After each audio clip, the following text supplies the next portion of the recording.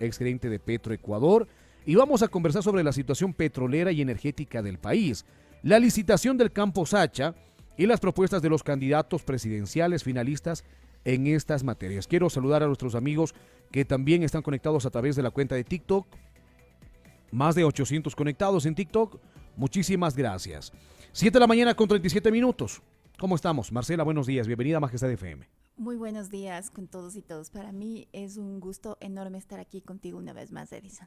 Muchísimas gracias. Marcela, para hacer un análisis de la situación misma de Petroecuador, el día de ayer me parece que renunció ya ahora la exgerente de Petroecuador.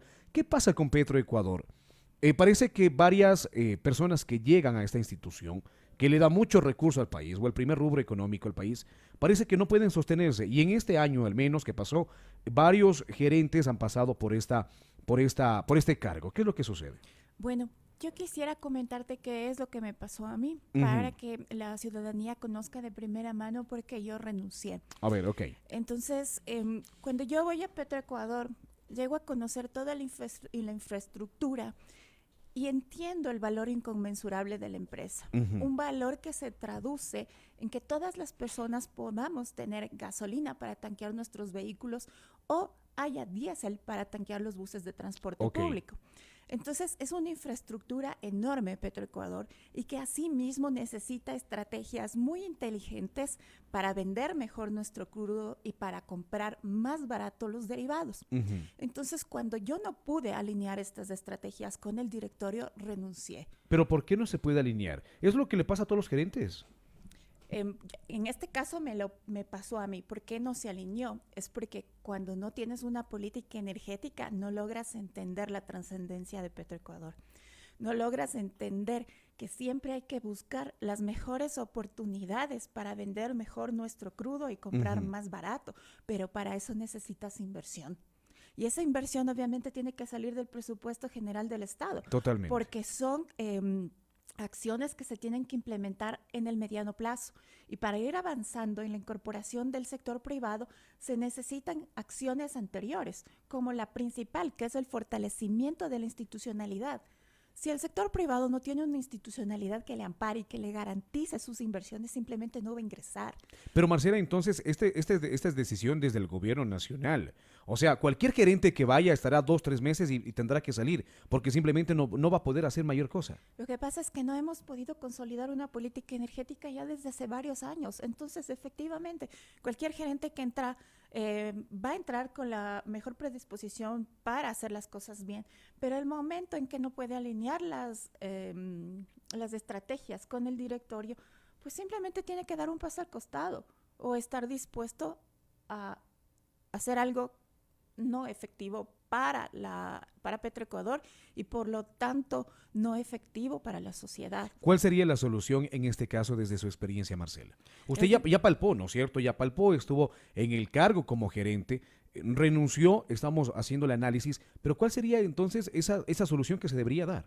Primero tienes que plantear una política energética consistente. ¿Y qué es lo que significa ser consistente? Tomar en cuenta, reconocer que sin energía no hay trabajo, sin energía no hay producción, sin energía no hay salud, sin energía no hay ni siquiera diversión. Y eso es lo que los ciudadanos debemos de estar enterados. Sin energía no hay nada. Y sin energía tampoco va a haber inversión extranjera. ¿Qué empresa puede venir a un país que no puede solventar la producción de energía 24/7? No hay una empresa que no necesite energía. Entonces, desde ahí debemos partir. Marcela, ¿debería cambiarse el gobierno o debería cambiarse la política pública del gobierno para hacer efectivo Petroecuador? Ahora, vamos a lo que dicen los planes. Lamentablemente, no sé si es la coyuntura la que motivó que los planes sean muy débiles en temas petroleros, o si es en realidad ya el conocimiento de las tiendas políticas. Entonces, hay una debilidad en estos planes. En el tema del plan del candidato presidente, no hay una mayor referencia al tema petrolero más que repotenciar refinerías y oleoductos. O Eso sea, es todo. de maneras generales, dice Sí, usted. es de maneras generales. O sea, encuentras unas 2, 3 líneas donde dice repotenciar las refinerías y los Pero no oleoductos, cómo. pero no cómo ni por qué. Ujú. Entonces, vamos ahora a la revolución ciudadana. Ellos tienen algo que lo diferencia del resto y es reconocer la relación que existe entre energía y producción. Es una relación que no se puede separar y es lo que nosotros debemos tener claro también. ¿A dónde vamos como país? Y ese destino como país siempre va a necesitar de energía, pero no de energía a cualquier precio, Ujú. energía al mejor precio posible. Y es por lo tanto que en algún punto se desarrolló la hidro y la hidro de gran escala, que es la más barata. Usted dice entonces que la Revolución Ciudadana, o más bien la propuesta de la RC, está más viable, más enfocada, mucho Está mejor. apenas más enfocada Ok. en el sector de reconocer la energía y la producción, pero ellos tampoco tienen una visión de qué es lo que le pasa al sector petrolero. No Ujú. hay. Entonces creo que la coyuntura los abocó a presentar un plan adicional que es para la generación de electricidad, Así es. pero no hay nada para el sector petrolero. No hay nada. 7 de la mañana con 43 minutos, son 7 de la mañana con 43 minutos y estamos conversando con Marcela Reynoso, exgerente de Petroecuador, precisamente hablando de la situación petrolera. Hablando de los dos planes, ya que nos metimos en el tema político, ¿debería haber una reforma quizás? ¿Qué es lo que se debería plantear? Porque la ciudadanía, lógicamente, tal vez no entiende, o tal vez no palpa la ciudadanía. En el diario vivir, ¿no es cierto? La gente quiere salud, trabajo, empleo, quiere seguridad. Pero el tema petrolero es la empresa, como nosotros decimos acá, la que nos da el mayor ingreso económico para el país. Y eso tenemos que entenderlo. ¿Qué es lo que se debería hacer inmediatamente? Por ejemplo, dentro del primer trimestre. Yo sé que no se puede cambiar de la noche a la mañana, pero ¿qué se podría hacer a corto, mediano y largo plazo dentro de Petroecuador? Lo principal es recuperar la inversión. Recuperar la inversión para poder mejorar el tema de las facilidades, para aumentar también los procesos de recuperación de nuevas reservas, que es exploración, que también es cambio de zonas, se llama, es encontrar un nuevo reservorio dentro de los pozos que tenemos. Pero yo quiero aquí hacer una referencia también al plan de Pachacutic, porque estamos en este momento viendo que los votos dependen de la cantidad que sacó Pachacutic y de dónde ellos quieren dirigirse como país. Exactamente. Es bastante importante e interesante que Pachacutic fue la única tienda que propuso que Petroecuador y en general todas las EP sean fortalecidas, porque ellos comprendieron que es de ahí de donde llega un presupuesto que puede ser invertido en lo social. Ellos le tenían más claro entonces Sí, de la todas las tenían tiendas más claro. políticas. Así es. Incluso cuando Pachacutic muchas veces ha confrontado al sector petrolero, es quien lo tiene más claro. ¿Y O sea, lo quién? dicen por qué, Claro, con razón. con razón, porque ellos son los que sienten el beneficio, así como también los perjuicios de la extracción. Entonces, tomemos en cuenta que toda actividad humana siempre genera un impacto negativo en la naturaleza. Así es. Pero el Pachacutic ha podido llevar todas sus preocupaciones a su plan de una forma muy sencilla, muy clara, muy concreta. Y lo más importante que hay que resaltar de eso es el relacionamiento comunitario y cómo se ha venido realizando a lo largo de los 50 años de explotación. Y Pachacutic propuso que se haga una auditoría de estas compensaciones, que es algo importantísimo, y que la Revolución Ciudadana, si quisiera llegar a acuerdos con Pachacutic o el mismo gobierno, debería mirarlo y debería sentarse a desarrollarlo. Esas propuestas que tiene Pachacutic, Sí, cualquiera de los hay dos. una. Sí, especialmente la que tiene que ver con relacionamiento comunitario, Ok. porque el problema en las comunidades es justamente lo que frena la incorporación de nueva producción. Hay mucho confrontamiento en las zonas de extracción y hay impedimento para que la industria siga avanzando en función de desarrollar nueva infraestructura. Y si no puedes tender un oleoducto, si no puedes plantear una nueva plataforma, no hay incorporación de nueva producción ni de nuevas reservas. Este es nuestro problema de base. Y cuando se inició el gobierno del presidente Noboa, yo estuve a cargo del viceministerio.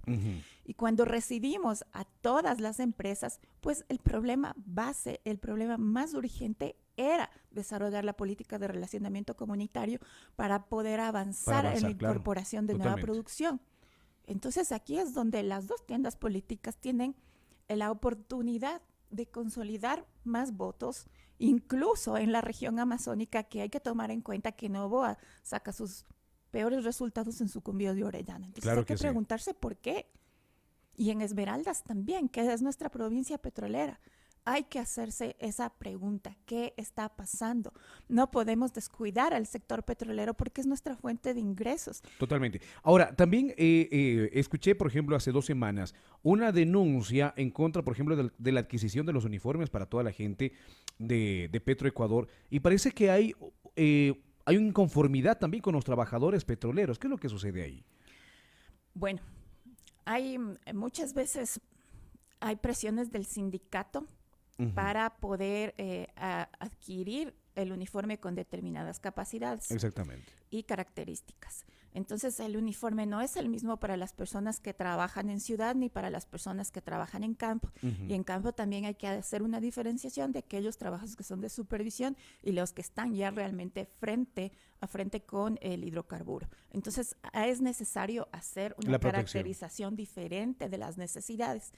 Y muchas veces lo que se ha planteado es la uniformidad, pero esa Ujú. uniformidad tiene un costo.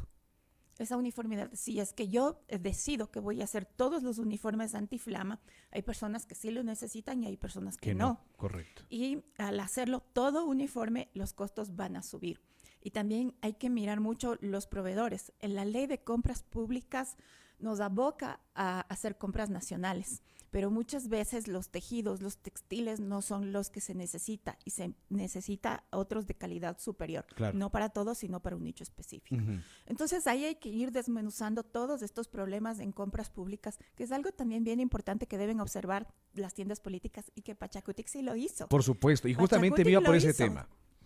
Lo hizo. Ellos en su plan proponen mejorar el tema de las compras públicas para que éstas puedan movilizar la economía. Claro. También hay alguna referencia, me parece que en Revolución Ciudadana, pero no más. Ujú. Solo esas dos tiendas tenían algo de comprensión de la problemática de las compras públicas que afecta tanto al sector petrolero como al sector eléctrico. Entonces, cuando el CERCOP obstaculiza, por así decirlo, el flujo del proceso, el cumplimiento de los presupuestos es muy bajo. Entonces, porque no se puede agilizar las compras. Y Es una traba más. Es una traba. Es una traba más que la misma compra, ¿no? Sí. Es una traba. Entonces, por eso no puedes llegar a buenas ejecuciones de presupuesto. Eso hace que toda la industria sea mucho más lenta en el caso petrolero y eléctrico.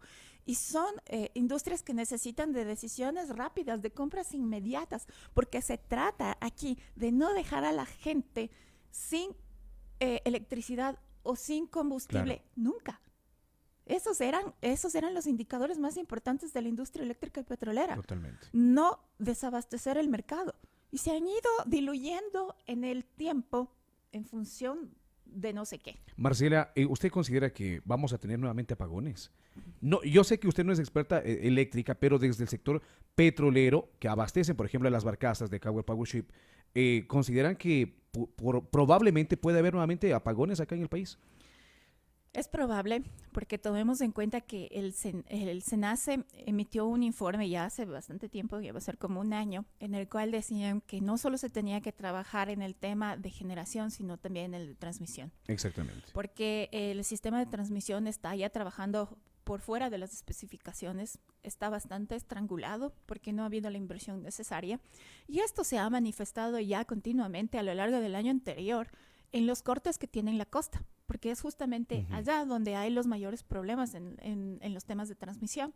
Y otra cosa que manifestó claramente el SENACE es que necesitamos 1080 megavatios de potencia firme. Esto es térmica y no se ha logrado ese número. Entonces, si bien es cierto, las lluvias nos acompañarán. Exactamente. Y nos están acompañando en ese momento. Nos están acompañando y nos acompañarán más fuertes desde marzo hacia abril. Pero recordemos que el año pasado No se preocupe. Que el año pasado las lluvias se demoraron y eso fue la causa de la crisis de abril. Las lluvias se demoraron y empezamos a tener problemas en el sistema eléctrico desde la primera semana de abril hasta que ya a inicios de la tercera se tuvo que mandar los apagones. Entonces, esta variación en el perfil de pluviosidad podría nuevamente pasar y afectaría nuevamente a la dotación del servicio eléctrico. Entonces, podría afectar. Sí podría, o sea, sí tendríamos que tener en cuenta para nuestra audiencia, a quienes también estamos conectados a través del TikTok, tendríamos que tener en cuenta que probablemente puede venir nuevamente un sistema de racionamiento de energía eléctrica. Podrían venir apagones si es que las condiciones climáticas son similares a las del año anterior, porque de lo que se sabe solamente se tiene la primera barcaza que está conectada. Claro, aún no llegan todavía las otras dos que Las adquirió el otras presidente. hay una segunda, pero no sé si Ujú. está entregando energía ya. Aún no todavía. Y también hay un problema ahí, que estos barcos tienen que abastecerse de combustible. Y nuestro sistema petrolero, el sistema de entrega de combustible, ya está bastante restringido. Entonces, O sea, ¿no hay recordemos, la suficiente capacidad? no, porque lo que tú estás incorporando es un día en el cual se tiene que cargar esa barcaza. Y ese día lo que hace es retrasar toda la entrega de los productos por poliducto a Quito, a Cuenca. Ujú. Y esta es la razón por las cuales se tuvieron unos conatos de desabastecimiento en el centro sur de la... Exactamente. Y también tuvimos algunas alertas en Quito. Y esto, el problema es porque nuestra infraestructura petrolera no está creciendo a medida que crece la demanda. O sea, eso con una barcaza, ¿no? Con Y peor, una barcaza. claro, y mucho más, imagínense la audiencia, que vengan dos barcazas más y que van a tener, o sea, se prevé que vengan dos barcazas y que muy probablemente también haya un pequeño, se sienta el desabastecimiento en algunas ciudades del país. Es probable porque no se ha hecho inversión en la infraestructura de transporte.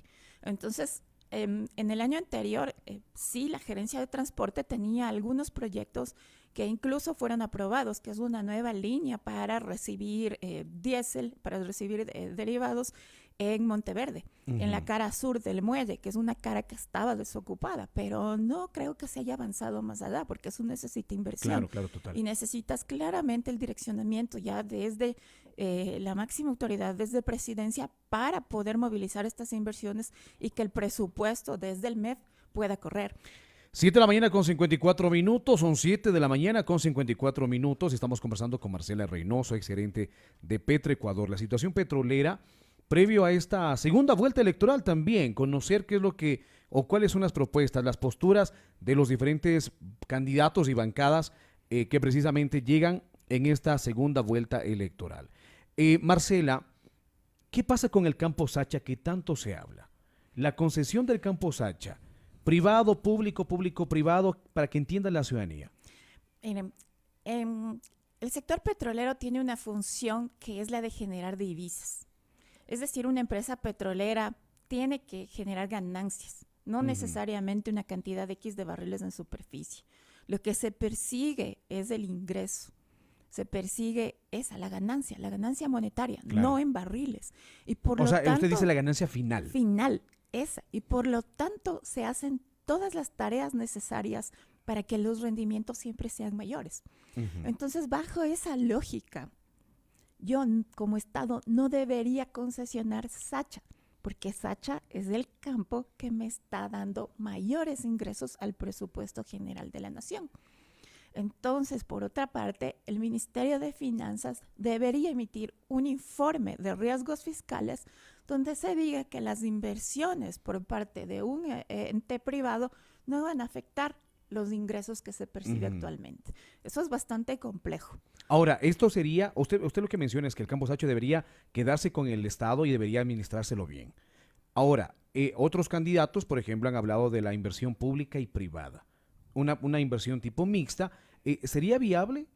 Lo que es viable es entregar ciertos campos que están en el poder de Petroecuador para que los gestione una empresa privada, que eso sí se puede hacer, son los campos marginales.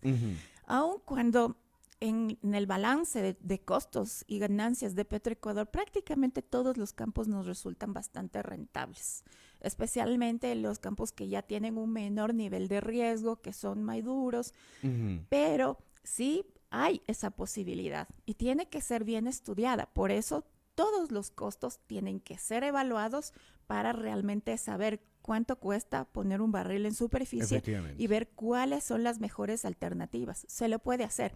Estamos en un país de necesidades infinitas y recursos limitados. Entonces sí, es una buena política que se revisen todos los campos que están en manos de Petroecuador y que se decida cuáles se pueden entregar a la iniciativa privada, pero no en esta suerte de alianza público-privada, sino en una suerte de una concesión bajo un contrato de participación. Perfecto. ¿Y por qué? Porque la institucionalidad que tiene el sector energético, el sector petrolero es muy pequeña.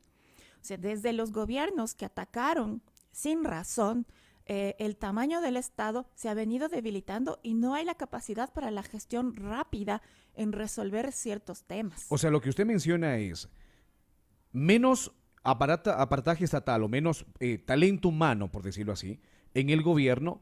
Se burocratiza todo y son trámites más burocráticos, más lentos. Son trámites más lentos porque las personas no pueden duplicar el tiempo. Es lo que también le debe pasar a la ministra Manzano. Ella está a cargo de las carteras más importantes que generan recursos. Y aparte la del ambiente. Entonces debería multiplicar sus horas para poder gestionar. Pero eso no es posible en la realidad y eso es lo que nos está pasando. Sí. Hay muchísima queja por la lentitud de los procesos. Quien abarca mucho aprieta poco. Claro, y esa lentitud es porque no existe el personal suficiente para poder gestionar todo esto. Entonces, para mí no es una buena idea el tema de estas tipo de alianzas público-privadas porque no existe una fortaleza institucional detrás. Para que una alianza público-privada funcione, debe haber una institucionalidad detrás que haga que las cosas caminen y eso no hay. Y entonces es mejor una concesión. 7:58, 7 de la mañana con 58 minutos, escuchando a Marcela Reynoso, exgerente de Petroecuador, ilustrándonos sobre este tema que es muy importante. Marcela, ¿cuál sería el mensaje para la ciudadanía en esta segunda vuelta electoral que es totalmente inminente? ¿Qué decirle a la gente para que podamos entender también del tema de Petroecuador, que no es así nomás, y que recordemos que es el primer rubro que tiene el país? Bueno, mi primer mensaje es que votemos con amor. El amor construye, el odio destruye. Nosotros necesitamos a personas decentes a cargo del país. ¿Y esa decencia qué significa? Que realmente tengan el sentimiento genuino de hacer las cosas bien. Hacer las cosas bien para todos y cada uno de los ciudadanos. Porque aquí la ciudadanía, por el hecho de ser persona, tiene el mismo valor y tiene el mismo derecho a la dignidad. Entonces aquí no hay ciudadanos de segunda, de tercera, de cuarta ni de quinta. Aquí todos somos iguales y necesitamos la construcción de un Estado fuerte, de un Estado que garantice realmente nuestros derechos. 7:59, Marcela Reynoso en esta entrevista, justamente nosotros abordando de este tema. Muchísimas gracias a quienes están acá también conectados a través del TikTok. Dice, eso pasa por pensar en la reducción del Estado. Bueno, por acá tengo saluditos a la gente que está con nosotros. 8 de la mañana en punto, señoras y señores, estamos despidiéndonos ya. En esta jornada informativa. Muchísimas gracias a nuestros amigos del TikTok, más de 500 conectados en esta mañana. Muchísimas gracias.